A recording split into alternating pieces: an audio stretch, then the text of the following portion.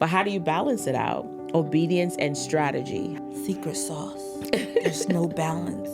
They go together. You have to have the two. Like, Got it. You can't just be obedient and then do nothing. You can't just have strategy and don't have obedience. Like, you have to tie them into each other. So it's like the obedience will lead to that. A lot of people believe that if I'm obedient, it's just going to come to me. It's going to be great. Half the people. And it's like, to whom much is given, much is required. Right. You know, like, you have to show up. In obedience, we have to walk straight. If it says make a right, we got to make the right. And that doesn't look comfortable. Right. You know, it looks very uncomfortable. And it has to come with a plan. Yeah. Yeah. So it's like, I'm going to listen to you, God. Now, what else do you have for me to say? Right. That ties into strategy. That ties into the blueprint. Doing the work of the obedience. You know, like, it's just it goes together. Like, there's no balancing that out. Like, you just have to do them both.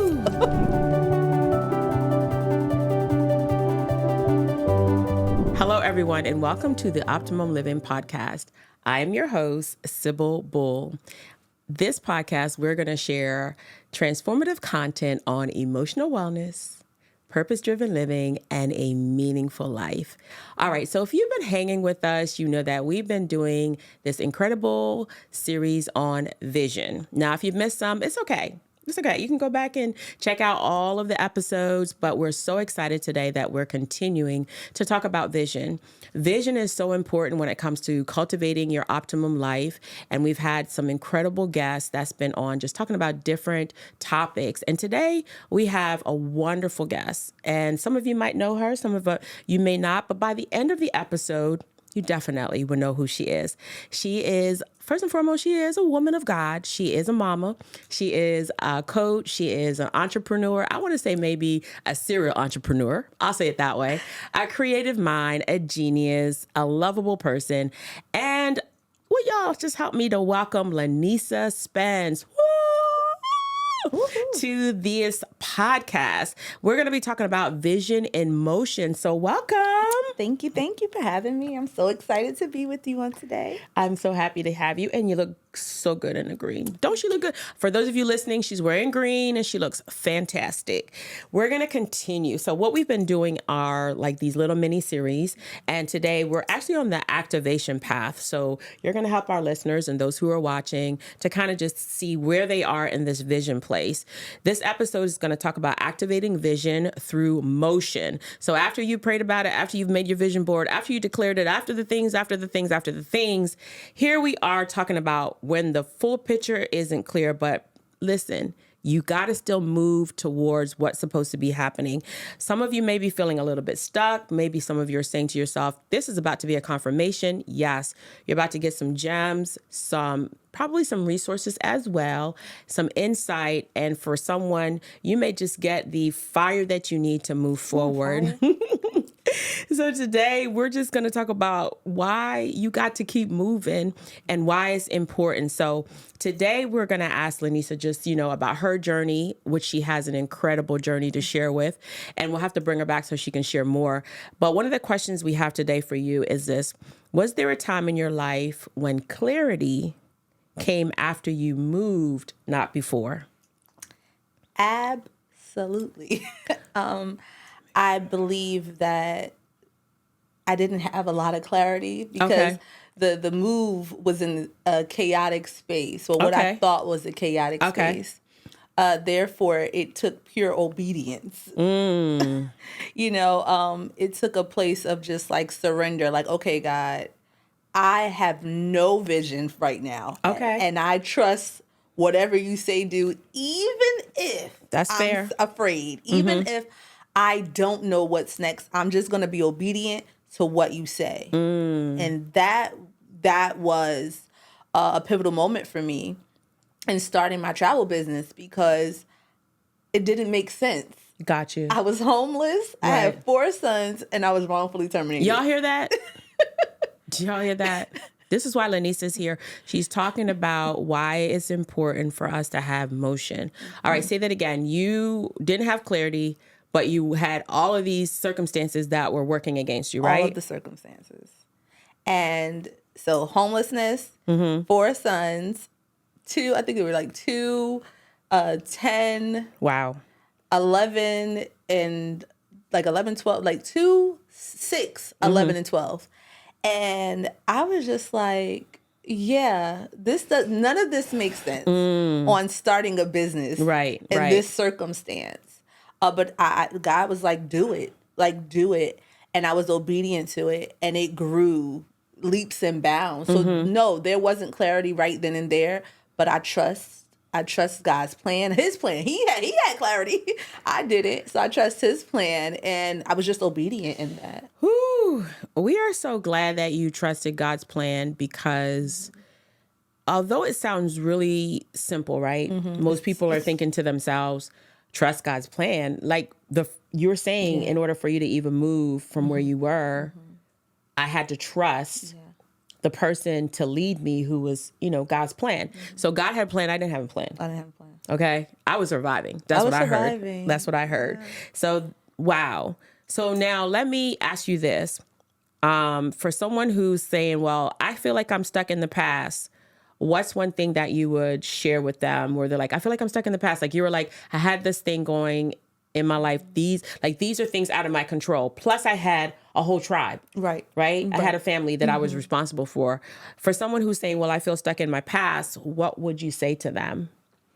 We're talking about vision in motion and faith in the motion. So for me, and I think this can go across the board for anyone, your past is just that. It's your past. Come on. Come on. I don't want anything from my past. A lot of people say, if I can go back, I don't want to go back. Okay. And it's like, I know that what's before me is so much greater than what's behind me. Right. Like, no matter what the circumstance looks like I trust God enough to know that even if I can't see, even if it feels so bad, like, guys, it felt real bad, like real bad.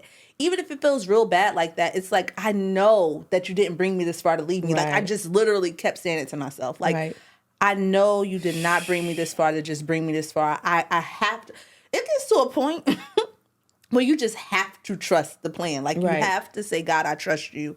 And I don't even trust me enough to lead this on my own. So I have to put it all in you and leave that past behind. It's not going to do anything for my future. Right. It gave me tools. It gave me skills. It gave me wisdom. So it did give you something. It gave me something. Right.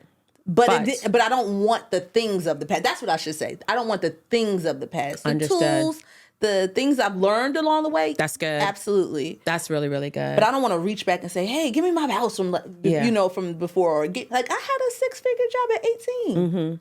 Of course, that would be nice. That would be nice to say, I want this now. Right. But it would have kept me from all the lives that I've helped. It would have kept me from all the things that I'm done. I've done now. Like, I've had so much freedom in my present day. Right. That job that I would have been holding on to with my nails wouldn't have even given me those opportunities. So we have to trust the process. Yeah, that's so good. Yeah. You have to trust the process and the God of the process, right? Which is what I'm hearing you saying. So taking the tools, taking the experience, taking the insight, all the things that you're gaining is what I hear you saying, and then moving, right? That's the thing about vision. You got to move. And some of us are indecisive, right? It's not even that sometimes we're just afraid, only like we're indecisive in that space, but you're like, I'm going to trust because I know that I have nothing else here. So I have to move, and it required my faith in the motion. I was moving by faith, right? And so I really love that, and how it's simple, but I like to remind people that it takes courage. Yeah. For sure. It takes courage. I don't believe that you didn't get up every other day wondering like, okay. Right? And your sons are looking at you and life is still demanding things and you're like, how? But I'm going to trust it. There's all of these things that you have to work through, but it takes courage. Yeah. I would say it takes courage. And to be honest with you, I've been a big dreamer all my life, right? I love it. So I've always felt like there wasn't anything I couldn't have. Like, from a little girl, I felt like I can just do what I want to do. Like people say it, but when you really believe it, like it's a core foundation of who you are. Right.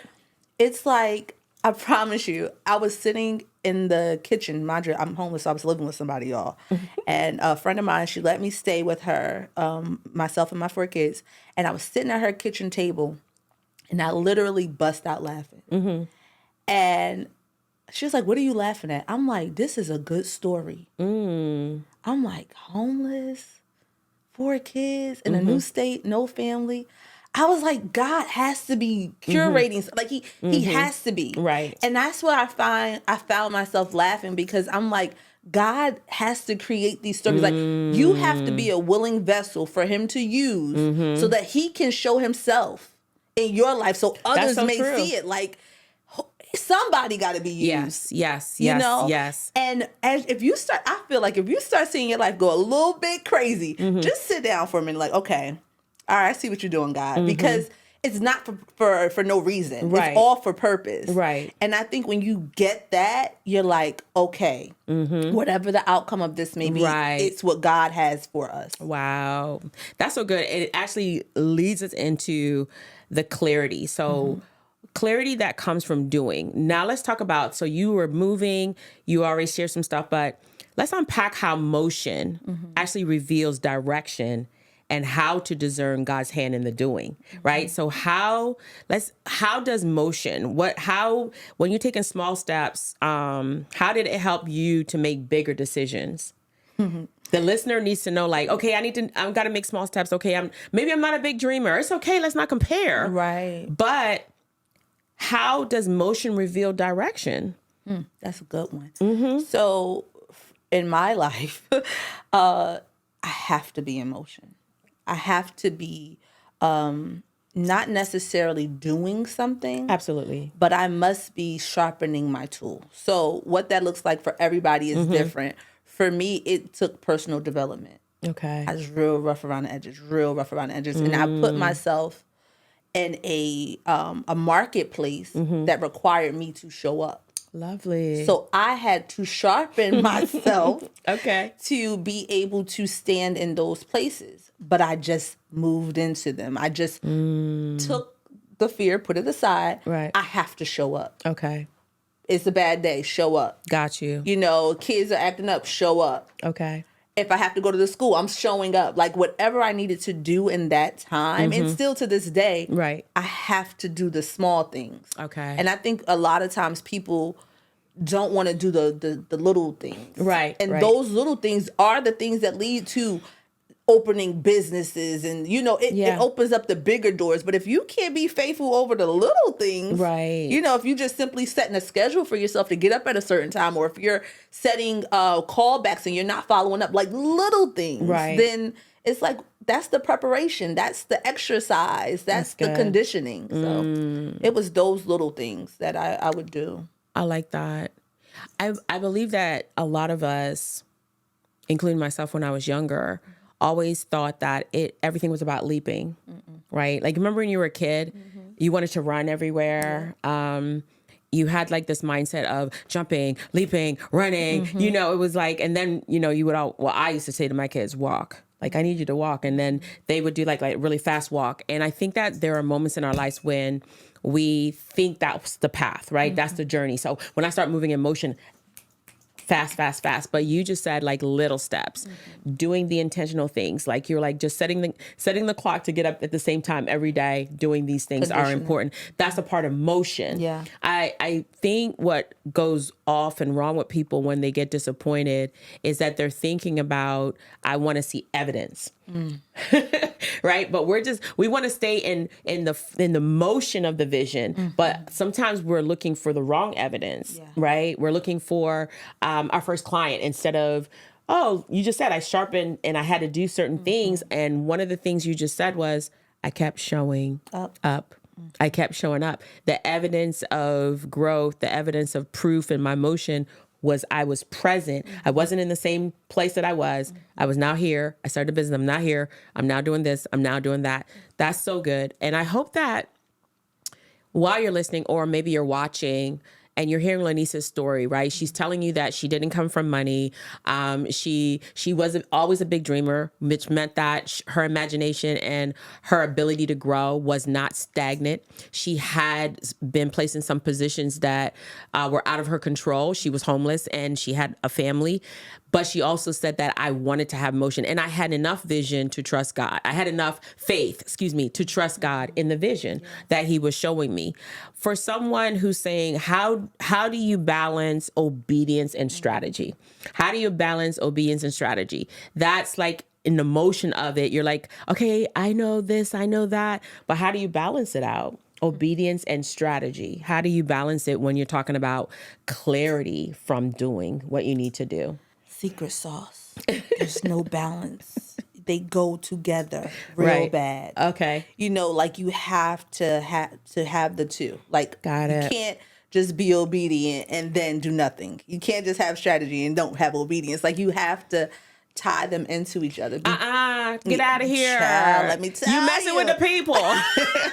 Let me tell you. So it's like the obedience will lead to that. Like, by me being obedient, now I have to. So there's rules, right? Yeah. There's rules. So I think this is funny because a lot of people believe that if I'm obedient, it's just going to come to me. It's going to be great. Help the people. And it's like, to whom much is given, much is required. Right. You know, like you have to show up. Right. And so in obedience, it looks like, you know, a kid. Yeah. For them to be obedient, sometimes they are like you tell them to sit down, they like falling out the chair and all that stuff. So it's the same thing with us. Absolutely. In obedience, we have to walk straight. If it says make a right, we got to make the right.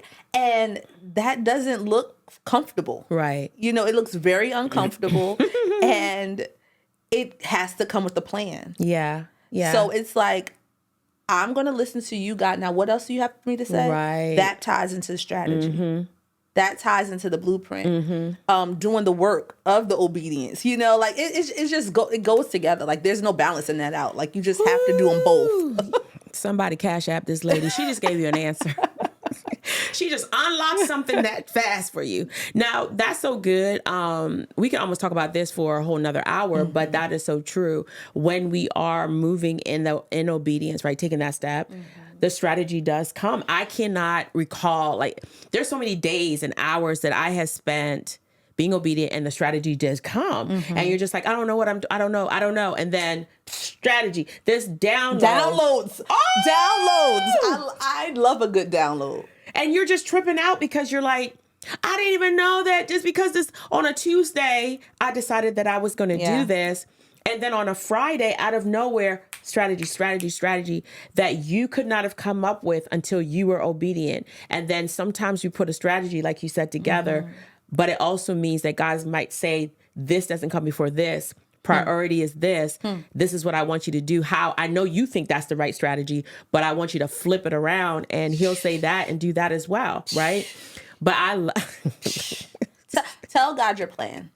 Tell God your plan. She said to tell God your plan. Tell me your plan. I mean, are you holding it? Like you should be literally listen. You should be giving God your plan, not just saying it's so good and blessed, but you said give it. So giving is different than asking God to help you with your plan. Let's talk about that for just a moment. When you say give God your plan, how does that look to someone who's listening or watching? So I've learned because, and I can go back to then, I didn't understand the partnership of God in my business and my life even. I knew who God was, but I wasn't seasoned enough. I didn't know enough yet.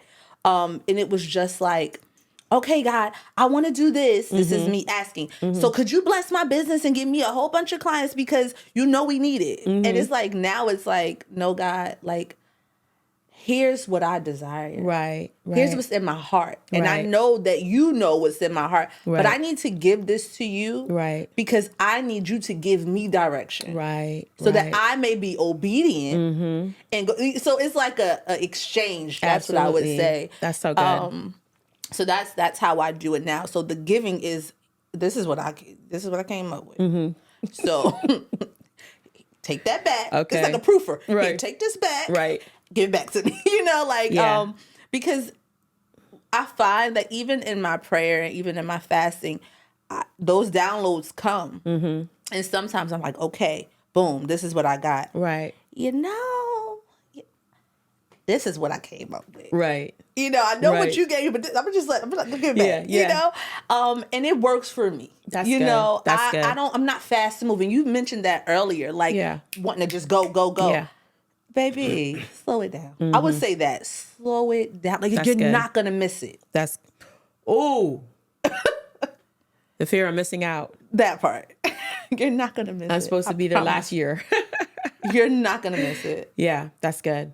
That's good. I hope that someone really received that in this moment, that you're not going to miss it. So because we create anxiety, right? The anxiousness, the fear that comes around because we are thinking that we should be somewhere, we should be more advanced. I think that there are moments where we all think that there is some mystery we need to solve. Someone solved it and we're missing the last clue.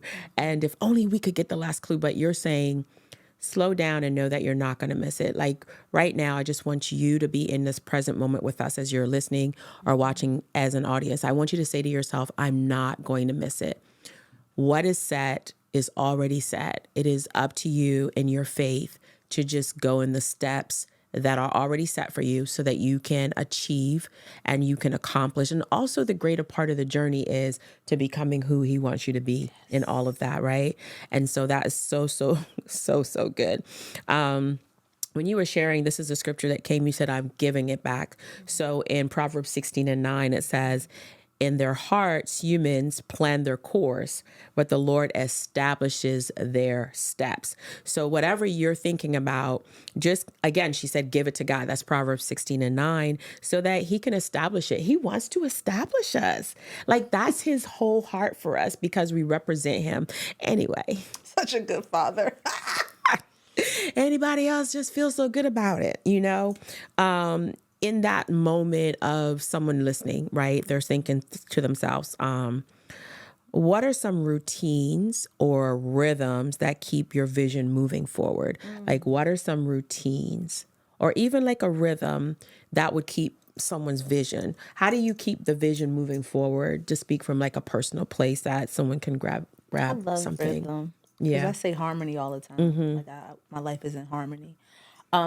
So personal time, my morning routine is like the catalyst of my day. Okay. Like, if I don't wake up early and start my day in peace, right? Like, I love a slow morning. And I've learned this a while ago, though. The world is so loud if you wake up at a normal time. Right. But if you wake up early, no one's calling you at 5:30 a.m. No one is emailing you at 5:30 a.m. Like, it's quiet. It's a stillness. Right. And that is a time where I have my prayer time. I have my meditation time. I go into the gym. I may be walking. Right. Like, I may just sip coffee and look out the window. Like, I just need that moment to just get in tune. Right. To just begin the rhythm of my day. I used to just jump into the day with the kids and with the hustle and the bustle, and that wore me out. You cannot pour from an empty cup. Right. And I learned I have to keep, I call it a pot, y'all. I don't even have a cup, I have a pot. So in order for me to keep my pot full, that morning is crucial. Morning routine. Yeah. Like, some people work out to lose weight. No, I go walking. Right. To the water to get my downloads, to have my peace, to jumpstart my day. Okay. And that's critical for me. Right. My nighttime routine is equally as critical. Right. Journaling. I do my roses and thorns of the day. Like, I need to debrief. Good. That's good. So those two things are really, how I start my day, how I end my day are crucial. Wow. How you start and how you end are crucial. You know what's so interesting in what you just said? That it actually takes more work to do what you're talking about, because most of the time we jump into the day. we don't wake up and allow ourselves to be a part of the day. We jump into the day. And so planning a routine, from what you just said, allows us to actually have time to hear, to feel, to just say, this is actually about me in this moment, and not allow, because your brain, or my brain, everyone is different, but my brain starts firing off at a certain time in the day. In the morning. So if I don't get up early enough before it fires off, where all the things are coming in, where it's like, oh girl, you awake? Yes. Then it's a training, right? And it's so important. I love what you said. It's like the catalyst for the day, but also how you're ending the day. For me, that's always been like a challenge. I'm like, I've got it. And then I'm like, I messed up. I've got it. Wait, I messed up. Wait, why are you still working? Right. And so I'm great at the beginning of the day, right? And then I'm just that person who's like, okay, girl, go back and get the end right, because the end really does affect the next day.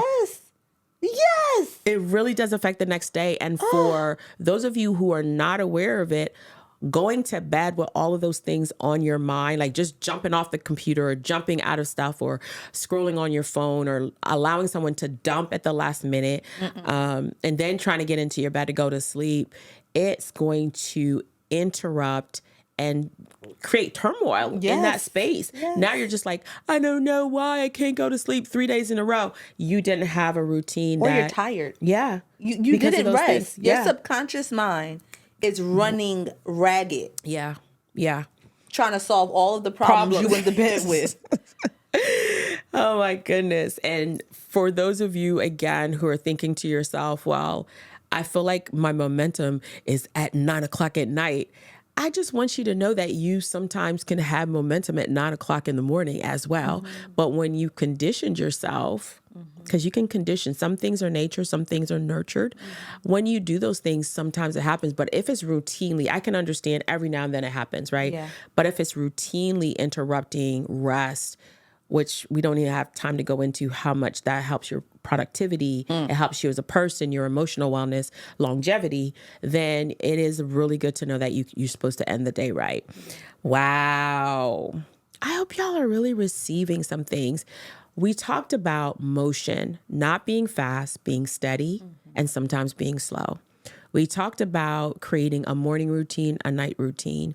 She talked about how you have to sharpen or cultivate certain things for your life because you have to show up, right? And showing up looks different. It's not that you've made all the money. Everybody's out here, the way that I have evidence that my vision is working is A, B, and C. Bank account. Yeah. But sometimes it's just celebrating the small wins that I grew in an uncomfortable place and I stayed there and I didn't escape. So that's really, really great. Is there something that you want to share just as we're closing out with our audience that you're saying to yourself, you know what, when you're moving in this place of faithing the vision, the clarity, just motion, this is what I want you to remember. Anything you want to share? Yeah. That you don't have to have it all figured out. Slow down for the people in the back. Yeah, you don't have to have it all figured out. Like that's not what the assignment requires. It requires you to trust and to remain steady, as you were saying. Like, this is not a sprint. Right. Like, you don't have to rush it. And I think that is the big thing in the media and just life. Like, you got to go fast and team no sleep. Yeah.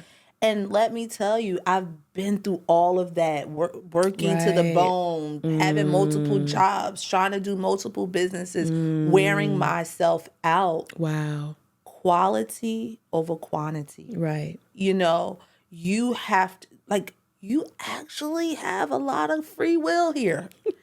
Even if you have children and a job and a spouse, and you still have control over some things. Yes, you do. And to just not take the control you have and set a routine or a schedule is doing yourself a disservice. Right. you have to take control over your life. Like, no one is going to come save you. Nothing is going to come save you. Like, even with Christ, you still have work to do. Because, even depending on God and trusting in God and having faith in God still requires you to do some work. Yes, it does. Like, it's not going to just happen for you. Yes, so it it's does. like, if I could have got that revelation a little bit earlier, just to slow it down. Right.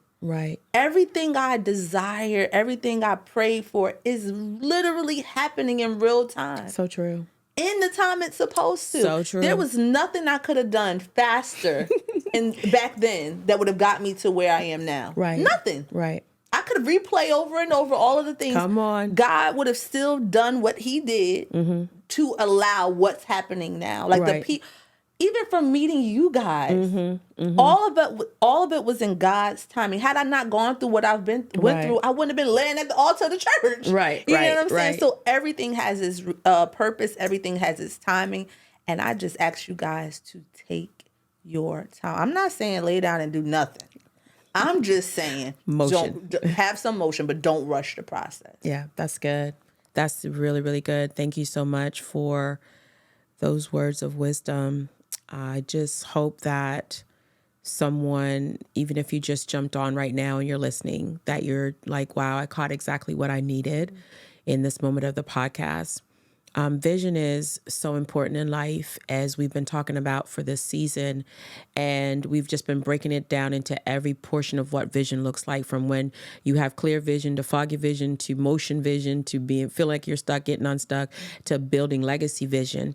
And as we are getting ready to close out, I just want to remind you, as she shared, you have more control of things and you have more choices. And so you have to decide intentionally to move, as she shared, slowly if you have to. And sometimes we feel like we're doing nothing because we're going slow, right? And that's also deceptive and a lie. You have to make sure that you're taking inventory of how far you've moved. If you go for a walk in the morning and you go out your front door, no matter how slow you're moving, you've moved from the front door. Yeah. And so you have to remind yourself that, again, it's not in how fast I'm going, but in the steadiness, because the steadiness is going to take me to each destination and allow me to grow in the journey, and also have the time, as she shared, about the strategy and the moments to reflect and the moments to be obedient and the moments to rest. There's so many different parts in the vision and motion that's so important. So thank you so much for being with us. I just have like 2 rapid reflection questions that I want to throw. Boom, boom, boom. One of them is this. Do you have a phrase or scripture that gets you moving? The kids, I like to move it. Mm-hmm. Is there one that gets you going? Write the vision, make it plain. Oh, okay. Because I'm a writer now. Okay. And I'm not. So you have an iPad. Mm-hmm. I walk around with a notebook and a pen. I still do that. Yeah, I need to feel it. Yeah. Like I have to write it out. Something happens. Yes. Yeah, I love it. Like it's a spark. It's an exchange. I need it. It is. And it's like that scripture rings true to me. Like like I said, I'm gonna write it down. Yeah. But I'm gonna give it over. You know? So that's my scripture. I love that. And this one is, how do you define optimum living in one sentence? I define it when peace and purpose collide. Ooh. That's optimum living. Peace and purpose collide. It should not be chaotic. Okay. I love that. Yeah. Ooh. I need to go back and watch everybody's thing and just be writing it down and be like, this what optimum living is. Mm-hmm. I need you to define what optimum living is to you. And for those of you who have watched till the end, and again, if you just jumped on, maybe you haven't subscribed, maybe you're just been watching, hanging out with us, I want you to go ahead and hit that subscribe and the notification bell. Join us. Be on this journey with us, because you need it and I need you. We want to get this word out. We want to help as many people as we can, just sharing tools and resources to build the life that God has designed for them. And if you haven't already, done so, share it out. You've watched it. It's impacted you, confirmed some things. Share it out. Leave a comment. Let us know that. And go back and watch the other episodes that we have shared in the Vision series. I promise you, you're going to absolutely love it. We have 20 episodes in this series. And so it's just been so good. The season 3 has meant a lot to me because I realized that without vision, you actually perish. You can't move in life without vision. It's so important. And while many of us are praying about many things in life, you can't have an optimum life without vision. So thank you so much for joining me today. And again, thank you, LaNesa, for being with me. Keep watching. She's going to be back on another episode. We cannot wait to chat it up and share with you. And again, thank you for being with me. I am your host, Sybil Bull, and I'll see you next time.